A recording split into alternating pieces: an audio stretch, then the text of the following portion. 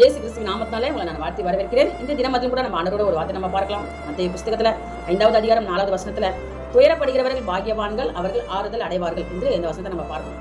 அப்போ பார்த்தீங்கன்னா இந்த நாட்களில் அநேக கிறிஸ்தவர்கள் வாழ்க்கையில துயரப்படுறாங்க. அவங்க வாழ்க்கையில பார்த்தீங்கன்னா அநேக துயரங்கள் உண்டு.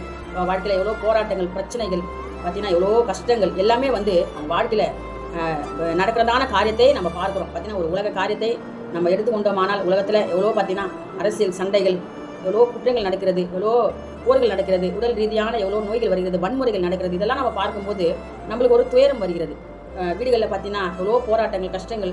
அதனால ஒரு பார்த்தீங்கன்னா ஒரு துயரங்கள், வீடுகளில் ஒரு துயரங்கள், மன நிம்மதி இல்லாமல் வீடுகளில் ஒரு துயரம் வருகிறதான காரியங்களே நம்ம பார்க்குறோம்.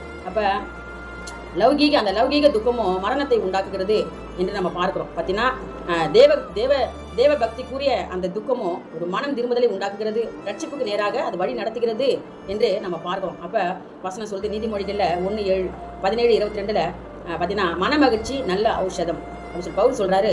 கர்த்தருக்குள் எப்போதும் சந்தோஷமா இருங்கள் என்று மறுபடியும் உங்களுக்கு சொல்லுகிறேன் என்று வசனம் சொல்லுது. அப்போ எவ்வளோ நம்ம வாழ்க்கையில் துயரங்கள், கஷ்டங்கள் வந்தாலும் கூட நம்ம ஆண்டவருக்குள்ள எப்படி இருக்கணுமா, மன மகிழ்ச்சியாக இருக்கணும் என்று வசனம் சொல்லுது. வெளிப்படுத்தின விசேஷத்தில் கூட 21:4 அவர்களுடைய கண்ணீர் யாவையும் தேவன் துடைப்பார், இனி மரணம் இல்லை, துக்கம் இல்லை, அழுகையும் இல்லை, வேதனை இல்லை, முந்தினவைகள் எல்லாம் ஒழிந்து போயின அப்படின்னு சொல்லி அந்த வசனம் சொல்லுது. அப்போ அநேக குடும்பங்களில் எவ்வளோ கஷ்டங்கள், பாரங்கள், துயரங்கள் பார்த்தீங்கன்னா ஒவ்வொரு நாளும் நம்மளை நெருக்கி கொண்டிருக்கிறதான காரியங்களை, இந்த துக்கம், துயரம் நெருக்கி கொண்டிருக்கிறதான காரியங்களை அநேக குடும்பங்களை நம்ம பார்க்குறோம். பார்த்தீங்கன்னா ஆண்டவரை நோக்கி நம்ம பார்த்தீங்கன்னா வசனம் சொல்லுது, சந்தோஷமாக இருங்க, ஆண்டவர் எல்லாத்தையும் பார்த்துக்கொள்வார், சந்தோஷமாக இருங்க வசனம் சொல்லுது. அப்போ நம்ம ஆண்டவரை நோக்கி எப்போதுமே நம்ம ஆண்டவரை நோக்கி ஆண்டவர் இருக்கிறார் என்று நம்ம அந்த விசுவாசத்தோடு நம்ம ஒவ்வொரு நாளும் நம்ம ஆண்டவரை பின்பற்றி நடந்து செல்வோமானால் துக்கத்தை சந்தோஷமாக மாற்றுவார். அது அப்படி தான் வசனம் சொல்லுது, உங்கள் துக்கம் சந்தோஷமாய் மாறும் என்று வசனம் சொல்லுது.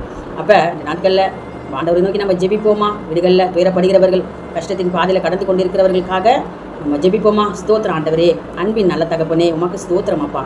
ஆண்டவரே அப்பா, துயரப்படுகிறவர்கள் பாக்கியவான்கள், ஆறுதல் அடைவார்கள் என்று சொன்னீங்களாப்பா. ஒவ்வொரு குடும்பத்திலே என் தேவன் ஒரு ஆறுதலை ஆண்டவர் கட்டளையிடப்படியாக நாங்கள் ஜெபிக்கிறோம் அப்பா. துயரப்படுகிறவர்களுக்கு என் தேவன் ஒரு அப்பா சமாதானத்தை என் தேவன் கட்டளையிடப்படியாக நாங்கள் ஜெபிக்கிறோம் ஆண்டவரே. துயரங்களெல்லாம் என் தேவன் எடுத்து கொடுங்க ராஜா, ஸ்தோத்திரம்.